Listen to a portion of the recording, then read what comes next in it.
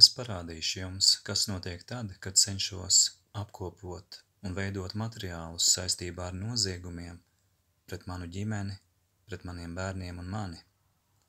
Notiek traucējumi dažādos veidos, un šis ir kārtējais piemērs, kur parādās, kā tiek radīts šķērslis, lai es nevarētu mierīgi veidot saturu, kas atklāja noziedzīgas darbības pret mani, maniem bērniem.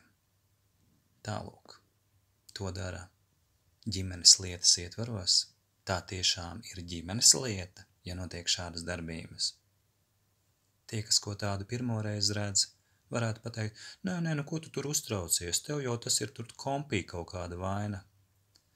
Ziniet, cilvēki, kad šādi piemēri ir notikuši desmitiem, tad ir skaidrs, ka šādas lietas nenotiek vienkārši tāpat. Tie izdzimteņi spicē ausis un tīši kaitē. Viņi var uzsūtīt gan botu sistēmas, kas kropļo mūsu darbības internetā vai saziņu pa telefonu, un viņi var bojāt arī mūsu dzīvi dažādos veidos, un to viņi dara. Tām ir ievākti daudz pierādījumu. Šis ir tikai mazs ieskats kādā no tiem.